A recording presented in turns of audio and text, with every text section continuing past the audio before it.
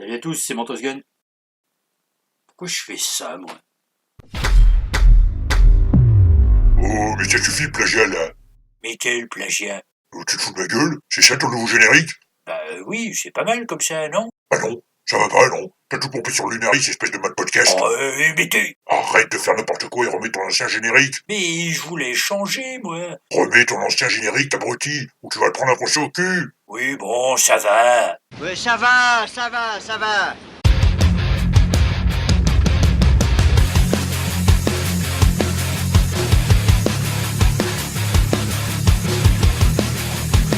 Salut les gens, c'est Mentos Gun et bienvenue dans cette FAQ. Oui, ça y est, enfin, ma vidéo FAQ annoncée le 28 avril 2017. What? Ah ouais. Ah quand même. Ah, quand même! Quand même. On va dire qu'il était temps, hein? Bon, il était temps. Du coup, on va commencer sans plus attendre vu que ça fait 2 ans et demi que je vous fais poireauter pour cette vidéo. Je te manque et encore merci de m'avoir accueilli, poto. Oui, tu me manques terriblement. Je veux être avec toi pour la vie, que l'on finisse nos jours ensemble et je vais arrêter là parce que sinon ça va devenir dégueulasse. Mais sinon, y a pas de quoi, mon pote. C'est quand que tu viens me voir? Quand j'aurai des sous et aussi le temps. Et à toi. À l'instar du sketch des inconnus, les chasseurs, peux-tu m'expliquer la différence entre un bon motard et un mauvais motard, lol? Sous un fond alcoolisé, ta réponse, s'il te plaît. À très bientôt, V à toi et surtout, ride safe. Demandons à des professionnels. Ah ouais, ah mais c'est évident, non mais c'est évident. Non mais le mauvais motard, quand il voit une bonne ligne droite, il met les gaz. Alors que le bon motard, quand il voit une bonne ligne droite, bon, il met les gaz, mais c'est un bon motard. Non, mais le mauvais motard, quand il voit une bonne ligne droite, il met les gaz. Il met les gaz, c'est sûr, il met les gaz. Le bon motard, quand il voit une bonne ligne droite, bon, il met les gaz, mais c'est un bon motard, quoi. Ouais, non, on va éviter de leur demander, en fait. Feu au cul, quelle est la taille de tes choses faites? Non, je voulais dire de tes chaussettes, MDR. Du 45? Pourquoi tu n'as pas pris un scooter Peugeot à la place de cette marque? Attends 2 ans, pour la réponse, mon cher ami. Non, Dieu merci, pas 2 ans. Sinon, pourquoi le MBK plutôt qu'un Peugeot? Eh bien, au moment de l'achat, j'avais le choix entre le MBK Rocket ou un Peugeot 4 temps. Le choix était vite fait. J'ai pris le 2 temps. En plus, le scoot Peugeot était blanc. Tu vois rouler en blanc, sérieux? On m'appelle le chevalier blanc, je vais et je vole au secours d'innocents. C'est dégueulasse! Tu viens me voir quand? Non mais bon, sinon à quand l'interview? Je t'aime mon Mentos, mon copain. Haha, blague. Question sérieuse, à quand le grand cul? Je suis très demandé, décidément. Ça fait plaisir. Pour l'interview, on en avait fait une, mais je me souviens que de mon côté, la prise de son était bof, et que ça avait bugué de ton côté. Et vu que tu n'en as pas refait depuis un moment, je me suis dit que c'était passé à la trappe. Je précise que le commentaire est plus ancien que l'interview. À part ça, si ça te rebranche de faire des interviews, je serais ravi d'être ton cobaye. Pour le gros cube, eh bien, quand j'aurai le permis moto. Je donnerai un peu plus d'infos là-dessus en fin de vidéo. Et surtout pour expliquer mes 2 ans d'absence. As-tu joué à mon jeu? Vraie question. Qu'est-ce qui t'a poussé à devenir youtubeur?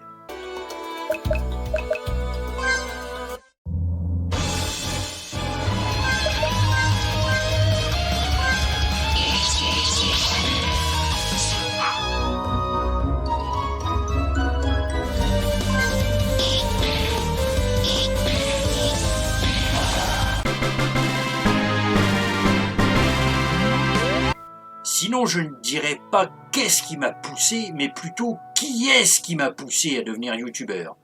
Et je dirais le jour du grenier. Vas-tu passer le permis moto? Sinon, bonne vidéo avec du montage de l'humour, forcément ce que j'aime, et ride safe. Ah oui, et j'oubliais le permis de port d'armes, s'il vous plaît. Oui, alors, le permis de port d'armes? Remarque, pourquoi pas. J'adore les armes à feu.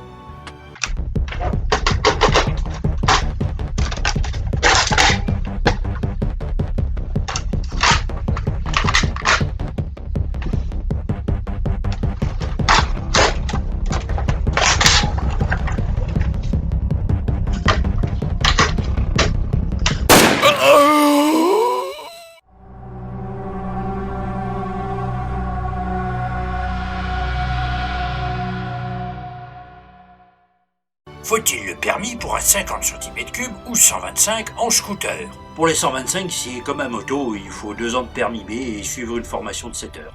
Pour les 50, si vous êtes né avant 1988, comme moi, vous n'avez besoin de rien du tout. Et si vous êtes né après 1988, il vous faudra un BSR. Oh l'idiot, il en est où du permis, ce gaillard-là? Courant de l'année prochaine. Normalement, s'il ne m'arrive pas d'autres couilles, hein. Rendez-vous en fin de vidéo. Plusieurs questions. D'abord, est-ce que tu es tout seul sous le casque? Ben non, on est deux. Coucou, tu veux voir ma bite? Bien range ça dans son étui, dans le tuyau. Est-ce que tu étais à fond avec le scout? Non, car c'est une route limitée à 50 km/h et que le bestiau arrive à atteindre les 80 km/h sur un faux plat. Et donc non, j'étais pas à fond. Est-ce qu'on peut espérer que tu changes de micro? C'est fait. Est-ce qu'on peut espérer que tu passes sur une vraie bécane? Bonne continuation. Oui. Question dégueu. Sachant que tu as une petite famille, si on te propose de faire le tour des States pendant 2 ans en scooter, tu fais quoi? Bon, j'ai dit les States, mais ça pourrait être l'Inde, l'Afrique, l'Amérique du Sud, l'Australie, l'Europe, etc. Eh bien, je ferai rien. 2 ans sans ma famille, c'est un peu une torture. J'adore rouler, hein. D'ailleurs, ça m'avait grave manqué pendant 2 ans et demi. Mais ma famille avant tout. Comment vont les enfants? Ils vont très bien. T'as retrouvé un job dans la restauration? Non. Fin de vidéo. Comment va la santé? Bien. Tu vas refaire des déos comme avant? Je sais pas. Et si j'en fais, ça sera pas du daily observation. Ce format m'ennuie un petit peu. Je dis pas que je vais arrêter les déos et les cons du jour, mais disons que je vais pas aller les chercher. S'ils viennent à moi, tant mieux. S'ils viennent pas à moi, tant pis. Ton scout, c'est un 4 temps? Non, c'est un 2 temps. J'ai besoin de patates. Sans patate! T'es toujours dans le 42? Et non, désolé. Fin de vidéo. Oh bordel, t'es complètement cinglé, mon Pete. Larguez les emmerdes. Elle est quand cette foire à la quéquette? Ben, maintenant? Tout, vous saurez tout sur le zizi, le vrai, le faux, le laid, le beau, le dur, le mou qui a un grand coup, le gros touffu, le petit joufflu, le grand ridé, le montpelé, tout, je vous dirai tout sur le zizi. Oui, j'ai flouté. Quand même! Merde, quand même! Est-ce que l'avant de la moto à Pete est joli, vu qu'on la voit toujours devant? Ben, j'en sais rien, t'es toujours devant. Salaud! As-tu pensé à avoir une 50 mécaboîtes au lieu d'un scout? Pourquoi ça ne s'est pas fait? Si ça s'est pas fait, c'est par méconnaissance. Aussi parce que, c'est un peu plus cher. J'aurais eu plus de sous, je pense que j'aurais pris une mécaboîte. Est-ce que ça te dirait un combat de Jedi avec des capotes phosphorescentes? Veux-tu que je vienne pour imager cette question? Pourquoi pas? Je suis partant.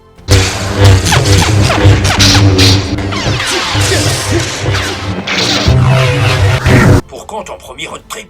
Je sais pas. Quand j'aurai le temps et l'argent. J'ai un peu des obligations en tant que parent, donc c'est pas si simple. As-tu déjà fait une course-poursuite avec les scooters de la municipale de Saint-Étienne? Non. Quand Mario pourra retourner dans ton tuyau? Merde, mauvaise chaîne, désolé. Quand il veut. J'ai hâte de le chier à nouveau. Quelle moto t'intéresserait si tu avais ton permis? Ou pour quand tu l'auras? Dans l'ordre des préférences, MT-07 790 Duke CB 650R.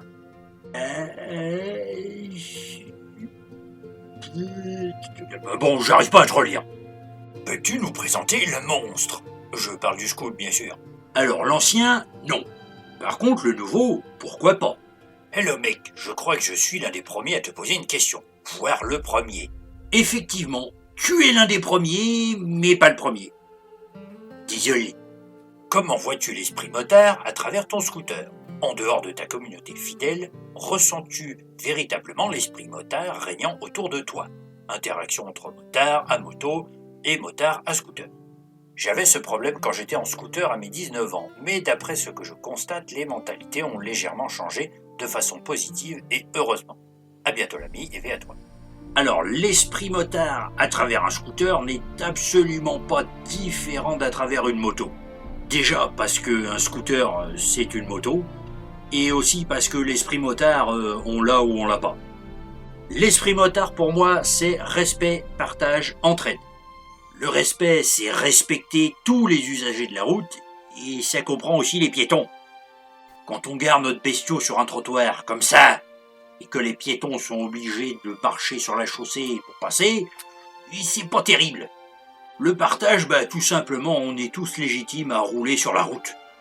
Y a pas de « je suis une moto, alors laisse-moi passer » parce que si l'automobiliste il a pas envie de vous laisser passer, même si c'est chiant, rien n'y oblige. Faites gaffe avec l'interfile, n'en abusez pas trop, vous n'êtes pas au-dessus des caisseux. Et l'entraide parce que le jour où vous vous retrouverez sur le bord de la route avec la batterie de votre portable à plat et le poignet droit pété, vous serez bien content que quelqu'un s'arrête pour vous venir en aide. Donc, entraidons-nous. En ce qui concerne le ressenti véritable de l'esprit motard autour de moi, il y a 2 ans, il était là. Mais j'ai l'impression qu'il s'estompe au fil du temps. La faute à notre société de plus en plus individualiste et des casual motards du dimanche en été de plus en plus nombreux, qui entraînent un certain ras-le-bol des vrais motards qui perdent petit à petit cet esprit. C'est peut-être qu'une impression, mais je reçois beaucoup moins de V qu'avant. Je vois de plus en plus de shorts t-shirts tongs, même à moto. J'ai l'impression de croiser quasiment que des motards égoïstes qui font même pas le V entre eux. Je sais pas si ça vient de chez moi, mais je le ressens comme ça. Question très intéressante en tout cas, et je te remercie de l'avoir posée. Vas-tu faire un jour un road trip en scooter quelques jours? J'espère bien!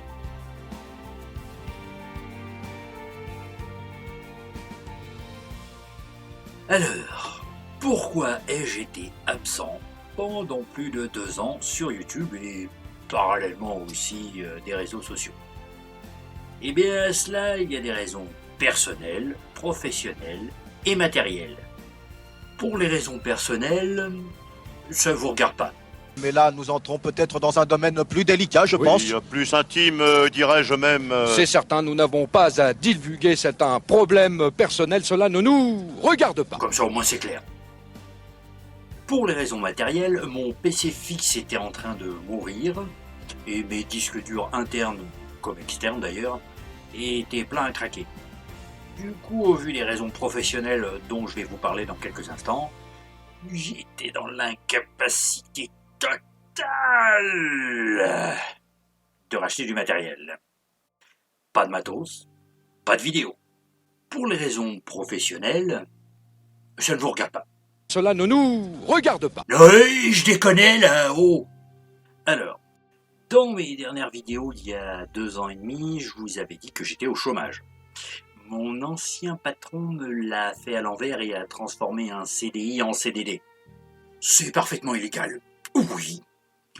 Mais j'avais autre chose à foutre que d'aller au prud'homme, comme de profiter de l'occasion pour arrêter définitivement la restauration. C'est à partir de ce moment que j'ai disparu des réseaux sociaux. Enfin presque. Mon compte Twitter est resté partiellement actif après l'élection de notre cher président de la République. En gros, je parlais que de politique sur Twitter et plus de jeux vidéo ou de bécane. Bref, je suis donc allé voir Pôle emploi pour trouver une formation et ainsi faire une reconversion dans le développement web. Ouais, je suis passé de cuistot à développeur web. Et je peux vous dire que j'en ai chié, parce qu'en gros, j'ai fait une formation de 2 ans, mais seulement en 5 mois. Donc je faisais du 10 à 15 heures par jour, week-end compris. Je suis même passé dans le journal. Autant vous dire que j'avais pas le temps pour faire des vidéos, du tout. Mais ça a porté ses fruits, puisque j'ai obtenu mon titre professionnel développeur logiciel de niveau 3, qui équivaut à un bac+2 pour vous faire une idée. Tout ça en 6 mois. Oui, 5 mois de formation et 1 mois pour préparer le titre professionnel. Il faut bien 1 mois. D'ailleurs, s'il y en a qui sont intéressés pour devenir développeur web, l'école où j'étais s'appelle O'Clock. Entièrement à distance, pas besoin de bouger, on bosse chez soi. Et donc après ça, on pourrait penser que ça y est, Mentos Gun reprend les vidéos. Mais non! Premièrement parce que j'avais pas forcément le goût et l'envie après avoir passé 6 mois à bosser comme un ermite sur mon PC, et deuxièmement parce que le PC en question commençait légèrement à déconner. Mon disque dur interne est passé en externe suite à un gros souci qui a fait que j'ai bien failli perdre beaucoup de données. En plus de ça, mes disques durs externes étaient plein à craquer, c'était en gros 5 disques remplis, mais à ras-bord. Sans compter mon disque dur principal qui, lui, avait un peu de place, mais après avoir failli perdre, j'ai préféré éviter de lui mener la vie dure. Et donc ensuite est arrivée la recherche d'emploi. Et là, je trouvais pas. Les entreprises manquent de développeurs, encore aujourd'hui d'ailleurs, mais ne veulent pas de développeurs juniors tout frais sortis d'école. Ils n'ont pas confiance. En plus de ça, mes droits au chômage se sont arrêtés, parce que oui, pour ceux qui ne le savent pas, le chômage, il suffit pas de s'inscrire à Pôle emploi pour toucher des indemnités. Il faut d'abord travailler pour ouvrir des droits au chômage, et après seulement, vous pouvez demander des indemnités selon le salaire que vous touchiez avant, et c'est 2 ans maximum d'indemnité, pareil selon le temps que vous avez bossé avant. Et c'est 75% de votre ancien salaire, c'est pas 100%. Donc si vous touchiez un SMIC, ça fait mal au cul. Mais moi j'avais même pas droit à ça puisque j'avais plus de droits du tout. Du coup, j'ai touché l'ASS. L'ASS, pas la SSE. C'est pas la même chose. Là, il faut sur les 10 dernières années avoir bossé au moins tant d'heures. Et en gros, vous avez droit à peu près 500 balles par mois. Autant vous dire que ça a été une des pires périodes de ma vie. Le stress de ne pas pouvoir payer le loyer était omniprésent. Et je ne m'achetais rien, quasi rien. Quand je m'achetais des trucs, c'était des choses utiles, comme des chaussettes, ou des slips, ou à manger. Donc, qui dit merde financière et pas de boulot, dit morale dans les chaussettes et forcément pas de vidéo. Et puis est arrivée la lumière, le Saint Graal, la Mecque, Jesus himself. Un taf. Oui, j'ai passé un entretien sur Skype, puis un deuxième sur place à Clermont-Ferrand, et je me suis retrouvé de nouveau en formation. 3 mois cette fois, avant d'avoir finalement mon CDI de développeur web full stack, et donc d'avoir un salaire décent, et enfin reprendre les vidéos. Et non! Et vous rigolez, je claquais plus de 300 balles par mois dans les transports en commun, je partais de chez moi à 6h du matin pour revenir à 21h30 le soir. Du coup, les sous, ça allait mieux, clairement, mais j'en avais pas assez pour renouveler tout le matos, et puis surtout, j'avais pas le temps. Le week-end, j'avais autre chose à foutre que de faire des vidéos, j'avais Fallout 4 à finir, et puis après, j'ai acheté Red Dead Redemption 2. Oui, mais aussi, c'est que c'est pas des jeux qui se finissent en 2 jours. Quoi, mais Red Dead Redemption 2, j'ai mis plus de 150 heures à le finir. Et Fallout 4, j'y ai passé plus de 1600 heures. Et franchement, j'ai pas honte. Thomas, avec tes 750 heures passées sur Fallout 4, tu peux aller te rhabiller. Donc oui, après avoir trouvé du taf, il fallait que je déménage. Je pouvais pas continuer à faire ça, c'était plus possible. Du coup, fin mars, début avril, me voici à Clermont-Ferrand. Enfin, pas à Clermont-Ferrand même, juste à côté. Et maintenant, tu reprends les vidéos, Eh ben non, pas encore, parce que ma moitié... Oui, je sais, c'est pas elle, mais bon, je vais pas l'exposer sur YouTube. Et puis, je sais que vous l'avez reconnue, bande de pervers, hein. Allez pas me dire le contraire. Donc je disais, ma moitié s'est retrouvée, elle, au chômage avec 0 indemnité. Génial! Donc, en gros, on s'est retrouvé avec seulement mon salaire. Heureusement que j'ai un salaire qui est pas trop dégueulasse depuis que je bosse. Bref, et là, c'est la dernière ligne droite. Depuis le 14 octobre, je suis de nouveau au chômage après un licenciement économique. Donc mes indemnités chômage sont quasi comme mon ancien salaire. Et avec la prime de licenciement, forcément, quand on est licencié, on touche une prime de licenciement, j'ai pu m'acheter donc un scout ainsi qu'un nouveau PC. Oui, mon ancien scout est mort. Paix à son âme. En gros, le pneu arrière commençait à devenir un peu slick. Enfin, carrément slick même, hein. On va dire complètement. Ce qui fait que j'ai voulu changer le pneu. Mais le truc, c'est que à mon ancien taf, donc en restauration, je laissais le scout dehors la nuit, dans le froid, jusqu'à 2h du matin. L'humidité a fait que la roue arrière s'est littéralement soudée à son axe, et donc impossible d'enlever la roue sans péter l'axe, et donc des réparations plus chères que le scout en lui-même. Et puis la roue, elle s'enlève pas, hein. Le garagiste, il est allé emprunter du matos de chez Harley Davidson pour essayer de l'enlever. Donc, pour l'instant, toujours en scout 50 cm3, mais pour le gros cube, j'espère en 2020. J'aurais bien passé le permis avant, hein, mais avec toutes les couilles qui me suis tombées dessus et le compte en banque qui a vu rouge pendant 2 ans et demi, c'était pas évident, quoi. Hein. Voilà les gens, cette FAQ est terminée, même si j'ai passé la moitié de la vidéo, voire plus, à parler de mes 2 ans et demi d'absence. En tout cas, j'espère qu'elle vous aura plu et qu'elle vous aura bien fait marrer. Allez, je vous dis à plus, et ride safe, et bonne année!